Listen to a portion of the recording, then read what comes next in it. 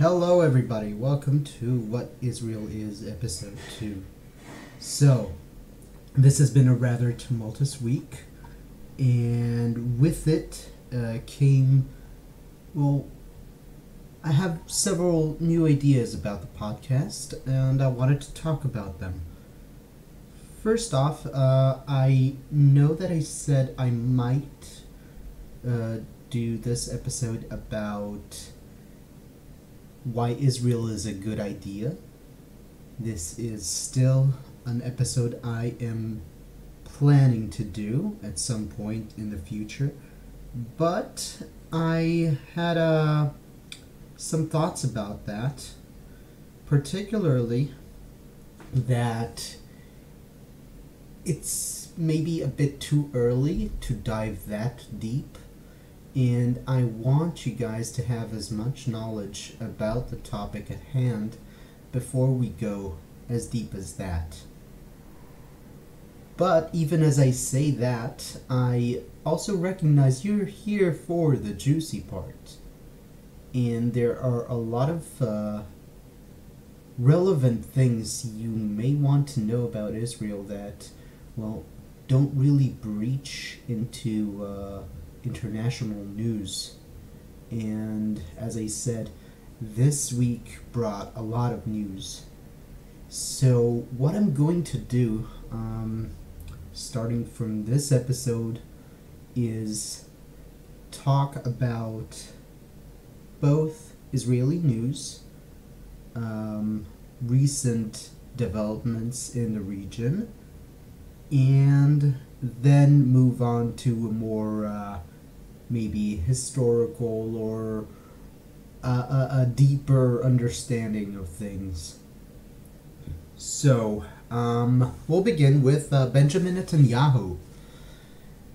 Wow. Some of you may not know this, but Benjamin Netanyahu is an ex-commando. He actually served in one of Israel's, the IDF's rather, most famous unit, which is, for example, responsible for the Entebbe rescue, if you're familiar with that operation, during which Benjamin Netanyahu's brother was actually, he died during the operation. So, you would think that as old as he is, he probably lost his skills, but actually, that is not true. Benjamin Netanyahu is a fully capable assassin. He just kind of converted the focus of his assassinations and the way in which they are carried out. So what happened is this. During the last couple of weeks, there were a lot of rumors, a lot of gossip going around about the head of the opposition being in talks with Benjamin Netanyahu. The head of the opposition being Bibi Herzog. Bibi is actually not his name, it's Isaac, but in Israeli politics, a lot of politicians have little ridiculous nicknames such as Bibi, Bougie, Bogie, etc. I can't really explain why, but that's just the way it is. So Bibi Herzog is a nerdy little guy with a nasally voice, and he is not well liked, but he is a politician in that he got to where he is by knowing a few things about politics. Apparently, not as much as he should have known. So there were a lot of talks on the news about negotiations between the two, between Netanyahu and Herzog. And it all came to a point when, at some point after long duration of silence upon Herzog's side. Obviously, Netanyahu was completely radio silent. There were nothing, not a peep from him about the negotiations.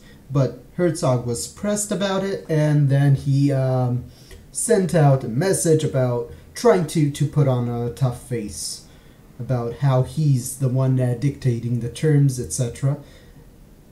The thing is, a lot of the voices on the left side of things, and I have to say that I am one of them, were strongly, vehemently opposed to the very idea. So what happened is, then a couple of days ago, apparently from like completely out of the blue, Benjamin Netanyahu summoned a different party leader from the opposition. But this one is not quite left. This is Avigdor, or Yvette Lieberman. In this case, it's not a nickname. Yvette is his given name, the name he was born under, and Avigdor is his Hebrew name. Lieberman is a far-right politician leading a party known as Israel Beitenu, or Domoy in Russian. This party is known for strong hawkish tendencies as far as the Palestinian-Israeli conflict. But Lieberman himself, a bright, maybe ray of sunlight, is that he is actually for a two-state solution. He is also for a transfer of all Palestinians living within Israel carry an Israeli ID into the Palestinian state. So he's very much a racist, and as I said, going back to things, out of the blue, Benjamin Netanyahu summoned him, and it seemed that this was a very much a planned ambush. And it served more than one purpose. Now, Israel Beitenu, which is Lieberman's party, as I said, is going to join the coalition, while Herzog is at an all-time low as far as there is no saving face. Everyone within the Israeli Labor Party is all up on him with knives unsheathed and everything, and a lot of his subordinates within the party are very publicly calling for him to resign. But that's not all. So what did Lieberman get out of the deal is very interesting. He is going to be the Minister of Defense, which is a position that was actually manned before. But let's just stop on that point for one moment. It's also interesting that he's going to be a Minister of Defense because, generally speaking, and it's a rule of thumb, is that ministers of defense in Israel are former generals, and Lieberman is not. Lieberman talks a big talk, but he is not a general, nor does he have any real background as far as combat, etc. He is also, and this is the thing that he's touting now, is that he is the first Russian to serve in this particular job. I say Russian. Actually, he's from Moldova, but that doesn't really matter. He is particularly how should I say this? He's trying to get votes from the Russian public in Israel, Russian Jews in Israel, and that's his voter base essentially. So it's also interesting because that job that he was offered as a minister of defense was actually manned. The person who manned it is called Bogi Yalon. Again, Bogi is not actually his name, but that's the way people call him. And he is even more right-leaning in a traditional sense than Lieberman is. Yalon was actually against a Palestinian state. He could very well be considered a classical fascist in a sense, but he is now widely reviled by the right-wingers in Israel, most of them at least. The reason for this is because a couple of months ago, there was an incident in the Palestinian city of Hebron, also biblical city of Hebron, where a couple of the Palestinian youths carried out a knife attack against IDF soldiers. One was killed on the spot during the attack, and another was mortally wounded. A paramedic who came to the spot, then he came to the spot after the event had already unfolded, had decided on committing extrajudicial execution. This is an event that caused a lot of noise in Israel, at least. I do not know how widely known it is from without of Israel, but what happened is that Ya'alon, the Minister of Defense, took a very strong stance against what the soldier had done, going so far as to refer to the action as murder. And at the very beginning of things, there were some voices from within the Likud party, the ruling party, which condemned the execution. But what happened very shortly after is that they caught drift of what the public opinion was about the soldiers' actions. Apparently, the majority or a plurality of Israelis are supportive of the execution, if not on a legal case, then on a emotional level, they are supportive of the soldier having killed a wounded, disarmed terrorist. Now, there's a point to be made about whether or not he is a terrorist, considering that he attacked not civilians but soldiers, and the attack was carried out in the Palestinians' home environment rather than an actual Israeli city or village or whatever.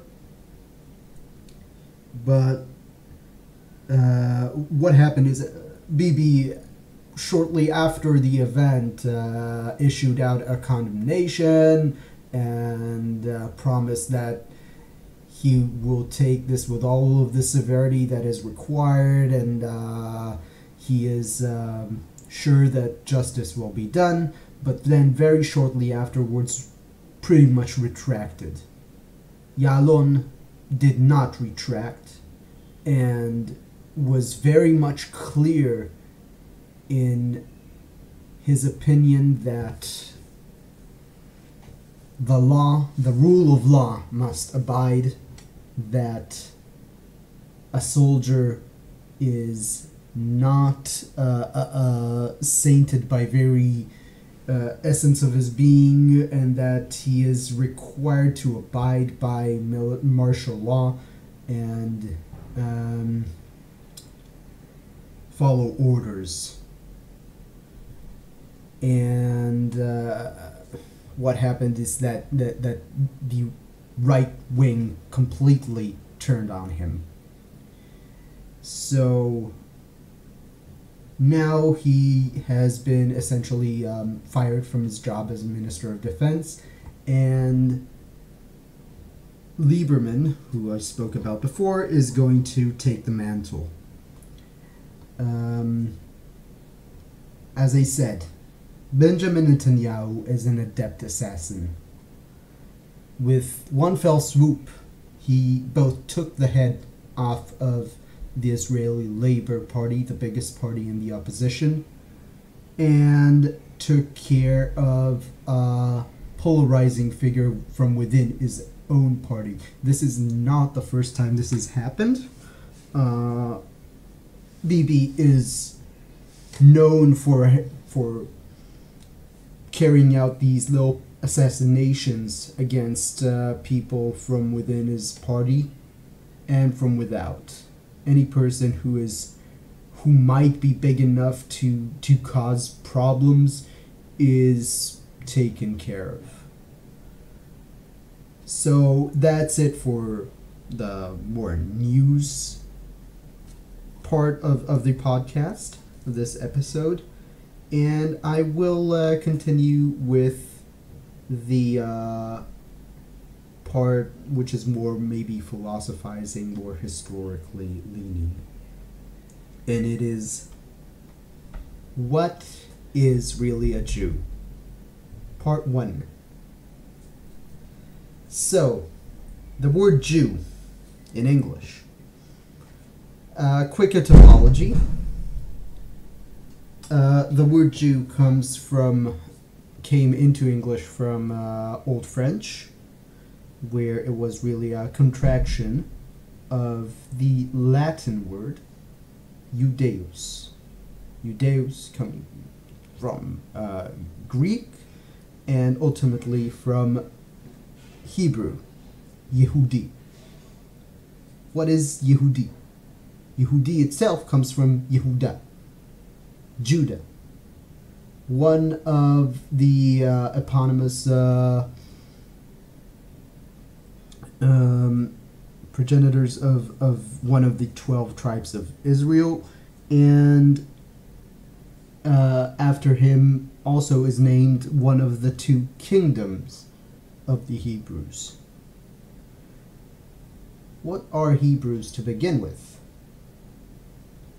So we're going a lot back in history and discussing what really are Hebrews who we know today as Jews.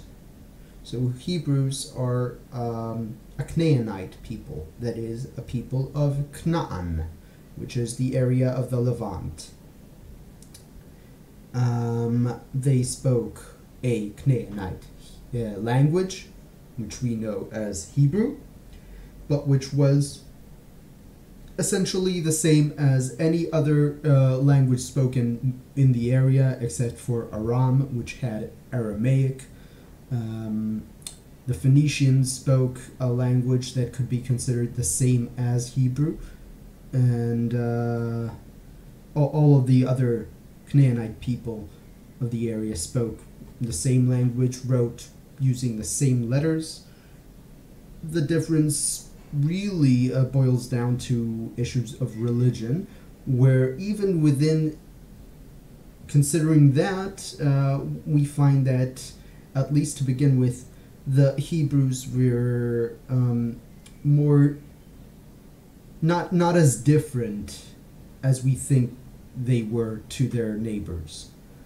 They had a lot of pagan worship within Israel and Judah, or Judea, but that changed at some point, and that is the point where we really the difference and the distinction between the Hebrews and their neighbors really comes into full effect. So, why do I say that they are Canaanite? After all, the Bible says that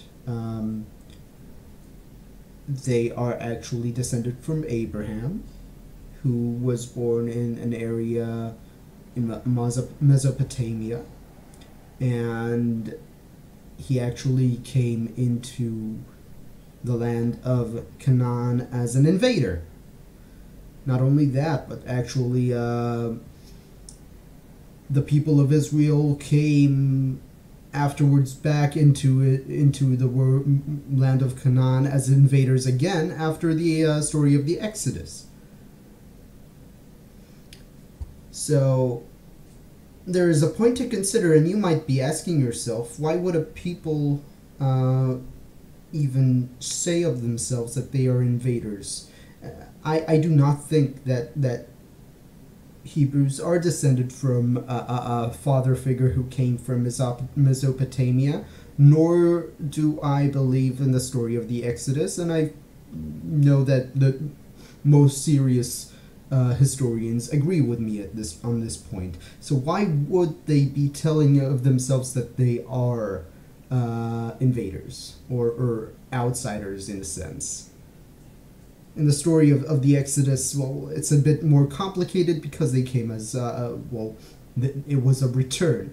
But be that as it may, they came as invaders with an army and took the land by force. So, when you ask yourself why would they be telling this kind of narrative about themselves, that they are actually outsiders, that they come as invaders, one thing to consider is that this narrative was not written in our time, nor within our social frame. And within classical myths of origin for nations, the story of a nation actually not being native is pretty common.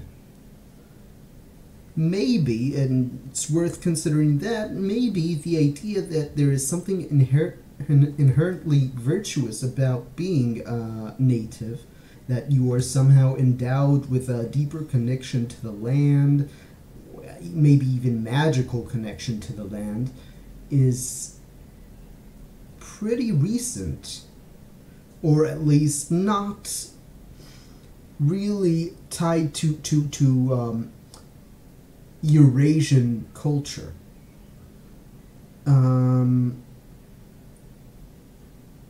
So, if you want examples, consider that one of the stories of Roman origin has the Roman people being descended from a Trojan person who fled the ruin of Troy, and your journey ended up in Italy. Another such story is the story of the Irish people, who tell of themselves that they are descended from the Spaniards. So stories of invaders being the progenitors of a nation are pretty common at this point of history, and even onwards. So, what really are Canaanite people like? Well, we know that they were warlike, and that they were very their religion was very much tied in with agriculture, which was not really that uncommon at the time all around the world. And as I said before, their religion was really pretty much pagan, that of the Hebrews. They were really separated into two different nations, or at least two different kingdoms. They were considered to be one people, and that's the way they considered themselves. But they were separated into a northern kingdom by the name of Israel, and a southern kingdom by the name of Judea, Yehuda. Jews, as the name implies, are descended from the Judeans, not Israelites. Even though the land of the Jews today is called Israel. That is because, confusingly enough, all Hebrews are known as sons of Israel. Israel being a name of one of the mythological patriarchs, Jacob. Received the name after having fought against the angel of God. It was kind of an honorary name. So we'll jump a bit forward in time to discuss really the nature of the Jewish people and how they came to be as we know them now. After really the destruction of the first temple is where we really begin to see, or that is the time where we know parts of the Bible were actually written during this point in time. And it is at this point in time that we begin seeing more of a theological writing on the subject of the religion. When what we get from that time is the first reform.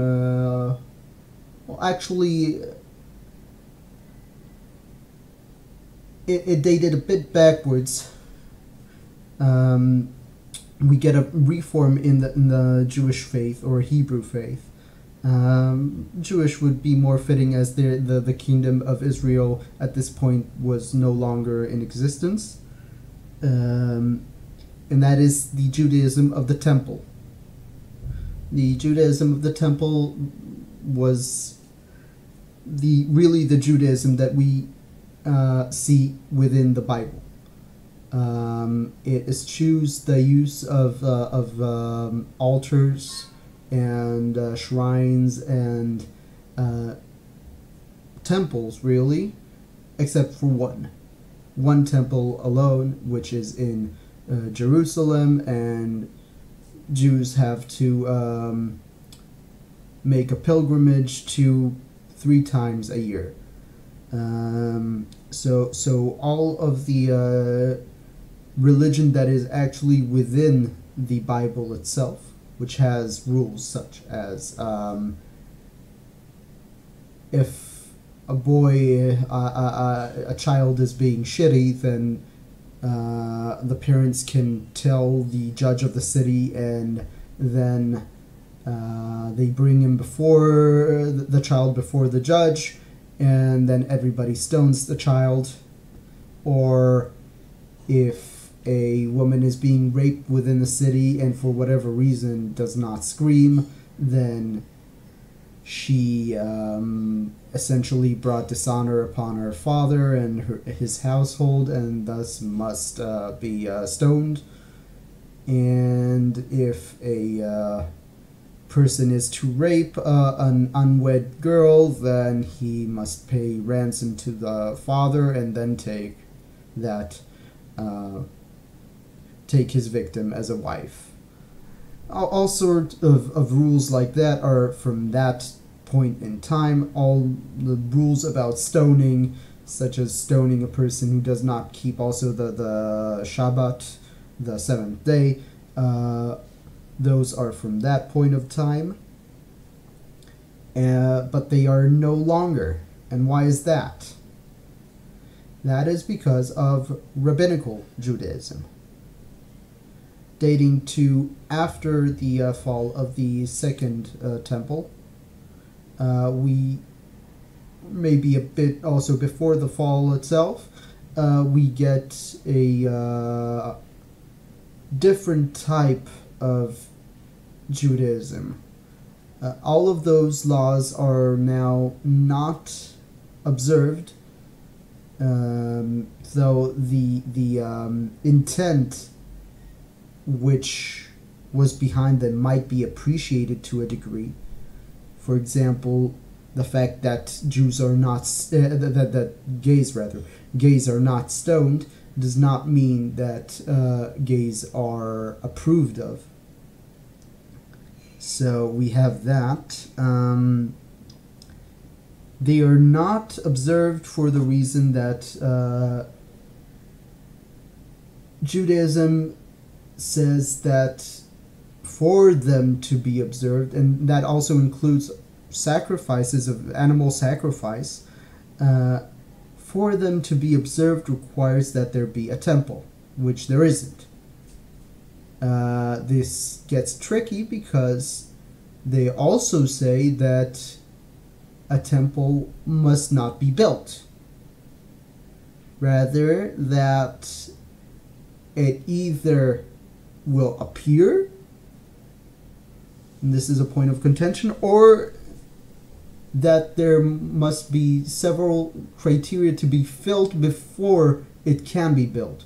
For example, the coming of two messiahs or one messiah. Again, it's very, very complicated. Essentially, Jesus, the claim is that Jesus answers to both criteria of what a messiah must be, being both a son of Joseph and a son of David. Never mind. So the point is that there is no temple, therefore many of the commandments within the Bible cannot be observed as written. And in place of those, what we have is the halakha, of which I spoke a bit on the recent episode, which is essentially a corpus of laws, of religious laws, which are external to the Bible, and they are either, as I said, extrapolated from the words of the Bible through the lens of interpretation, or are invented. And there is also a second type of rules, which are, again, I believe most of them are invented, but the claim is that there is an oral tradition, that there are unwritten laws which were in place during